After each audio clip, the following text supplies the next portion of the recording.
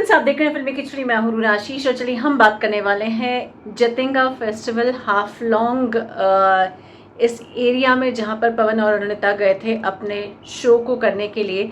Friends, मुझे ना कुछ ऐसे पॉइंटर्स नज़र आते हैं जो मैं सर्टन रिव्यू के दौरान नहीं कर पाती हूँ डिस्कस, क्योंकि उसको अलग से डिस्कस करना बहुत ज़रूरी हो जाता है क्योंकि वो पॉइंट बड़े इम्पॉर्टेंट होते हैं। फ्रेंड्स, अब मुझे ऐसा लगता है कि पवनदीप अरुणिता का ये जो शो रहा है वो तो बहुत माइंड ब्लोइंग रहा है। सच में बोल रही हूँ, मुझे इतना अच्छा लगा। बड़े दिनों बाद उनको मैं सुन रही थी साथ में, एंड मतलब 5 दिन भी एक साथ नहीं सुनो तो ऐसा लगता है कि बहुत दिन हो गए। तो हाँ, ऐसी हालत हो जाती है मेरी और उनके फैंस की।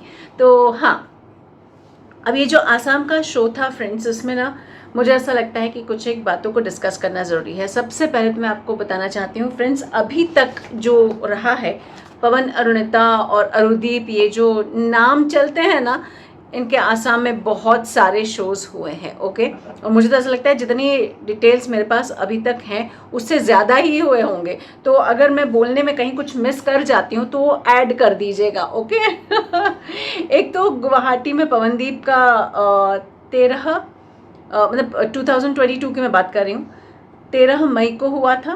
फिर पाठशाला में अरुदीप का हुआ था 20 मई को, और गुवाहाटी में सिर्फ पवनदीप का 5 अक्टूबर को हुआ था। ये 2022 की बात चल रही है।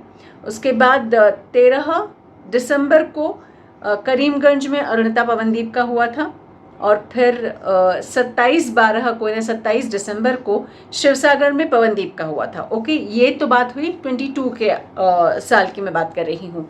और अब अगर मैं बोलूँ कि 2023 में कौन कौन से शोज़ रहे हैं, तो फ्रेंड्स 30/1 यानी कि 30 जनवरी को असम में पवन अरुणिता का एक शो हुआ था, और फिर 20/5 को यानी 20 मई को एक असम पाठशाला में इन दोनों का शो हुआ था, और अब जाकर ये वाला जतिंगा फेस्टिवल में शो हुआ है। मतलब मैं सच बोल रही हूँ, मुझे ऐसे देखकर लगता है कि पवनदीप अरुणिता को असम जाने के लिए कहीं कोई टोल टैक्स नहीं लगाना चाहिए इनका, और वो डेली पास बनवा देना चाहिए पवन अरुणिता का घर या मुंबई और असम के लिए डेली पास, ये कभी भी फ्रीक्वेंटली ट्रैवल कर सकते हैं शो के लिए।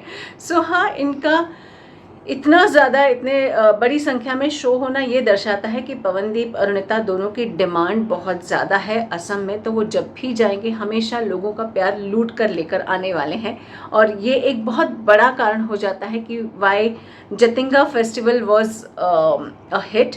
सर्टनली प्यार जब ज़्यादा हो तो जगह मायने नहीं रखती कि वो असम के इस इलाके में हो रहा है या उस इलाके में हो रहा है, मायने सिर्फ प्यार रखता है।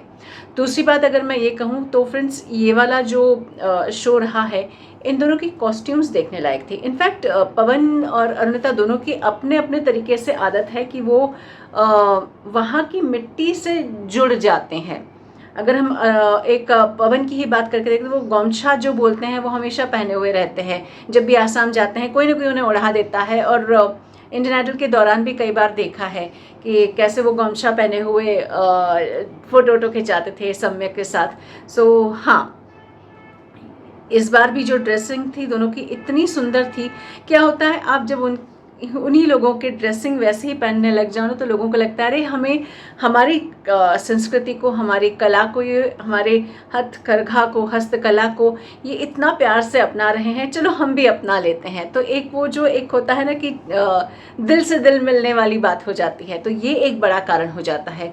एक और कारण जो मुझे नज़र आता है फ्रेंड्स, आपने अगर थोड़ा सा ऑब्जर्व किया होगा तो मैं जस्ट एक बात बताना चाहूँगी कि पवन एंड अरुणिता का ये वाला जो शो था, उसमें पवन का जब पार्ट चल रहा था तो उसमें ना रसिया और केसरिया जब ये वाले गाने गा रहे थे तो बिल्कुल ऐसे ना स्टेज हिलने लग गया था। ओके, वो और अन्नू मलिक की आग लगा दी, आग लगा दी, आग लगा दी, और स्टेज तोड़ परफॉर्मेंस, ऐसे वर्ड्स जो याद आते हैं ना वो उसमें दिखाई दे रहे थे।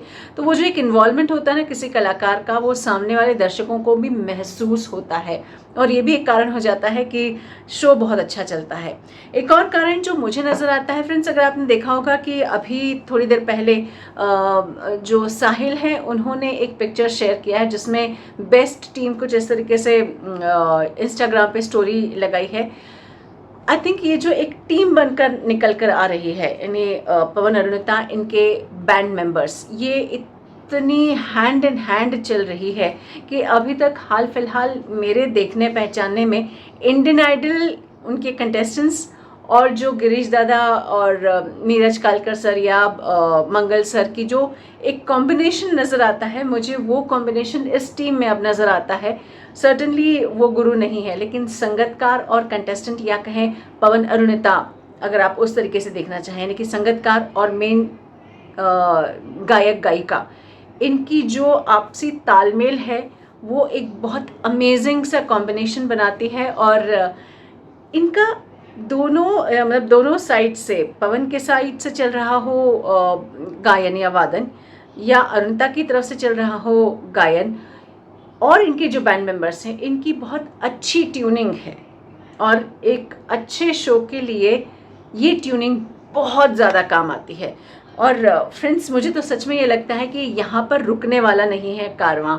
ये असम के साथ जो इनका दोस्ती और ये लोकल टिकट वाला जो कनेक्शन हो चुका है ना, लोकल मंथली पास वाला, वो आगे बढ़ता रहना चाहिए। और इनफैक्ट एक और चीज़ आपने शायद ऑब्जर्व भी की होगी कि जब वो ये शो कर रहे थे जतिंगा फेस्टिवल के लिए, तब साइली और नीलांजना वो भी थोड़ी देर के लिए लाइव पर आए थे। एक अलग फ्लेवर लेकर आते हैं ना कि अरे पुराने दोस्त जो हैं इनके, वो भी इनके साथ जुड़ गए हैं। और नीलांजना तो सर्टनली वो सर्कल चूँकि सेम है इसलिए नीलांजना जुड़ जाती है, तो एक ओवरऑल बहुत अच्छी फीलिंग लेकर आता है ये पूरा इनका लाइव जो है। सर्टनली इसके पीछे जो पवनदीप और उनकी कंप्लीट टीम काम करती है, उसमें फिर चाहे रुजुता की बात कर ले या चॉकलेट पाई की बात कर ले या फिर और भी ऐसे बात कर लें, तब भी एक बहुत स्ट्रॉन्ग परफॉर्मिंग ओरिएंटेड टीम नज़र आती है। सो ये कुछ ऐसे कारण हैं जो मुझे लगता है कि असम में पवनदीप और अरुणिता को बहुत प्यार मिलता है। और फिर जतिंगा फेस्टिवल जैसे बहुत सारे फेस्टिवल्स में जहाँ पवन अरुणिता ने गाया है, उन्हें प्यार बहुत ज़्यादा मिला है, उन्हें सम्मान बहुत ज़्यादा मिला है। और सब उनके गाने में ना गुम हो जाते हैं। ये जो दिल से दिल का कनेक्शन हो जाता है ना, उसके लिए तो यार मज़ा आ जाता है। ये मेरा ऑब्जर्वेशन है। इसके अलावा भी अगर आपके पास कोई और इन्फॉर्मेशन है कि अरे आप ये वाला शो बताना तो भूल गए, तो बताइए यार, एक और स्टोरी बन जाएगी। मैं तो तैयार बैठी रहती हूँ इन दोनों के लिए बात करने के लिए। लेकिन मेरे ये जो पॉइंटर्स हैं, मेरे ये जो एनालिसिस है, आप उससे अग्री करते हैं नहीं करते हैं, ज़रा लिख कर बताइए। जय हिंद।